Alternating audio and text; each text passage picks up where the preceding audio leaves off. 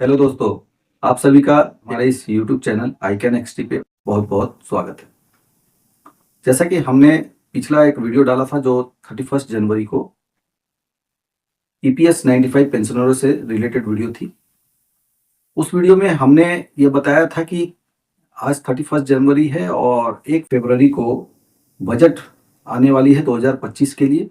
तो उस बजट में जितने भी EPS 95 के पेंशन धारक हैं उन लोगों को बड़ी खुशखबरी मिलने वाली है, जिसमें कि उनका न्यूनतम पेंशन 7,500 प्लस DA की राशि प्लस 58 वर्ष आयु वाले, जैसे ही 58 वर्ष की उम्र होती है उस उम्र के बाद से उनको मेडिकल की सुविधा दी जाएगी और इसकी घोषणा इस बजट में होने वाली है। और हमने इस वीडियो में यह भी बताया था कि अगर इस बजट में यह घोषणा नहीं होती है, EPS 95 पेंशन की बढ़ोतरी की घोषणा नहीं होती है, तो जितने भी बुजुर्ग होंगे वो मायूस नहीं होंगे, वे अपने इस लड़ाई को जारी रखेंगे। अपनी तरफ से मैं भी कहीं ना कहीं इससे बहुत ही दुखी हूं, क्योंकि यह घोषणा बजट में नहीं हुई है। मेरे भी फादर PF के EPS 95 पेंशनर हैं और उनको भी इस बजट में उम्मीदें थी।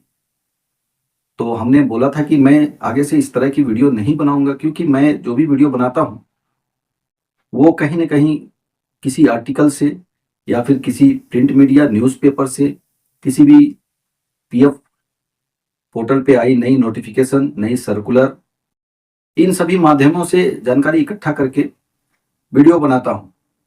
इसके बाद यहाँ पे हमने देखा था कि NSC के संगठन के तहत जहाँ भी उनकी मीटिंग हो रही थी वहाँ पे उन्होंने ये बताया कि किस प्रकार से वे श्रम एवं रोजगार मंत्री श्री मनसुख मांडविया जी से भेंटवार्ता करके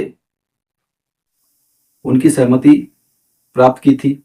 इसके बाद वित्त मंत्री जी भी EPS 95 के पेंशन धारकों की पेंशन वृद्धि के लिए आश्वस्त थे और इसके बाद प्रधानमंत्री जी से भी इसके लिए हामी मिल चुकी थी। इसके बावजूद भी जो बजट 2025 के लिए पेश की गई थी उसमें इसकी घोषणा नहीं की गई और इससे जितने भी 78 लाख जो पेंशन धारक है EPS 95 के, उन लोगों को इस बजट में बहुत निराशा हुई।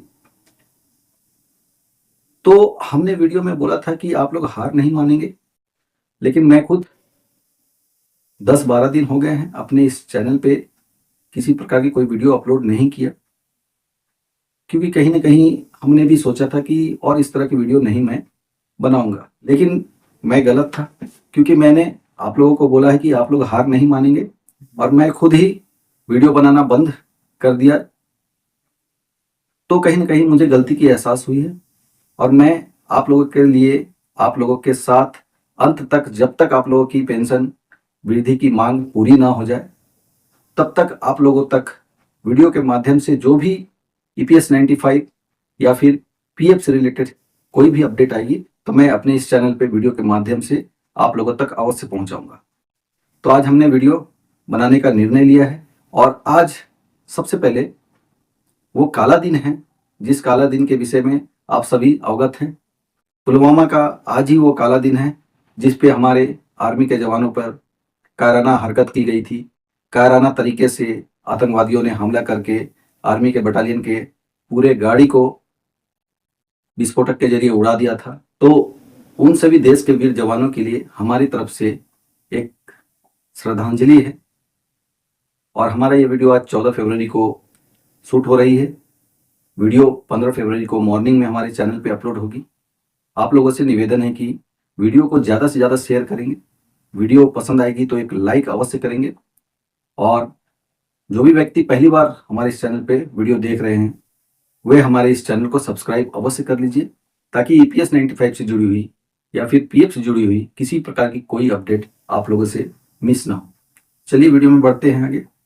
वीडियो बनाने का मकसद यह है कि अभी आप देखेंगे कि ये बजट के बाद से अभी तक सदन में, जो हमारे देश के संसद है, संसद के दोनों सदनों में EPS 95 के मुद्दे को लेकर लगातार किसी न किसी संसद के द्वारा इस मुद्दे को उठाया जा रहा है। लोकसभा में भी इस मुद्दे पे चर्चा हो रही है और राज्यसभा में भी इस मुद्दे को उठाया जा रहा है।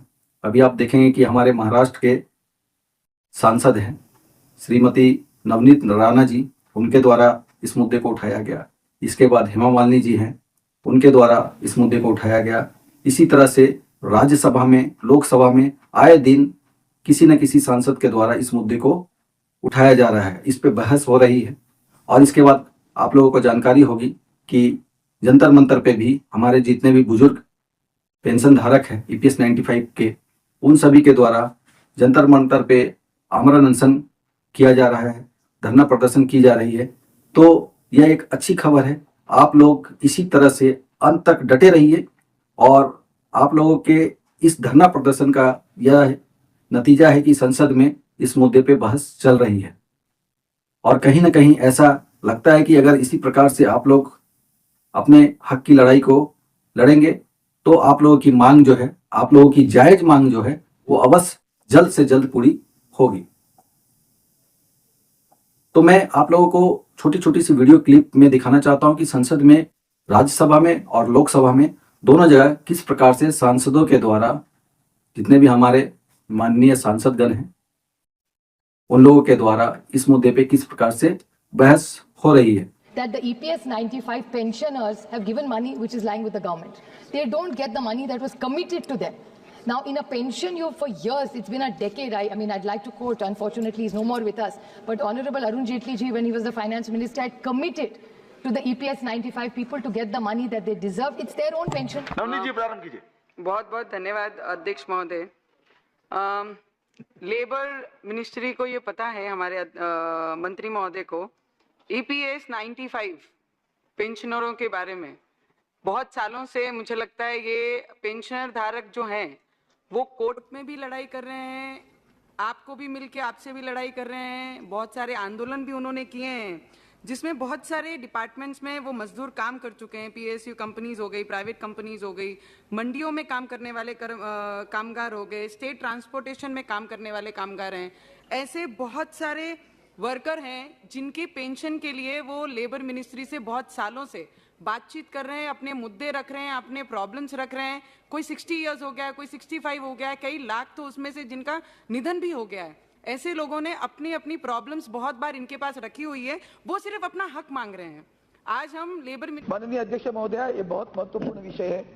देश के 5.5 करोड़ कर्मचारियों को EPS 1995 पेंशन स्कीम, अब 56 लोग उसके लाभार्थी हैं। सरकार ने हाल ही में कदम उठाया और वो पेंशन मिनिमम 1000 कर दी।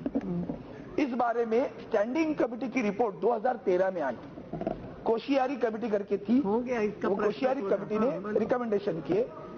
हमारे मंत्री जी HRD यहाँ बैठे, प्रकाश जावड़ेकर जी। ये फाइनेंस मिनिस्टर निर्मला सीतारमन की बजट स्पीच है सर। पेज नंबर 3 के ऊपर 6 नंबर पॉइंट है। EPS 95 क्या अर्थ है? 78 लाख जो पेंशनर्स है, 1000, 1500, 2000, आपने भी यह मुद्दा उठाया है कई मर्तबा, उन्हें एक बार फिर मायूस किया गया है। दूसरी बात, हमने इससे पहले एक वीडियो भी बनाया था और बताया था कि श्रमिकों से जुड़ी हुई जो मुद्दे हैं, उस मुद्दे पे बहस के लिए पहले ही संसद में कार्यक्रम तय की गई है। अगर आप लोग हमारे उस वीडियो को नहीं देखे हैं तो कौन कौन सी डेट पे संसद में इस मुद्दे पे बहस होगी, वो उसकी जानकारी के लिए आप लोग हमारे इस वाले वीडियो को देख लेंगे।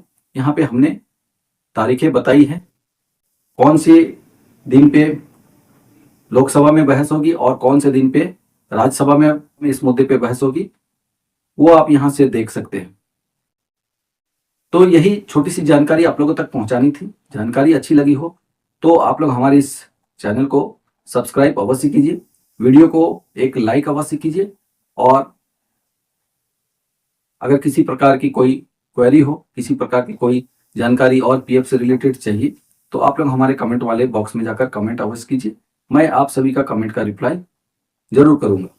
वीडियो खत्म करने से पहले मैं आप लोगों से आग्रह करता हूं कि आप लोग हमारे देश के वीर सैनिकों के लिए 30 सेकंड का मौन रखेंगे और इस प्रकार से उनको हम लोग एक श्रद्धांजलि प्रस्तुत करेंगे।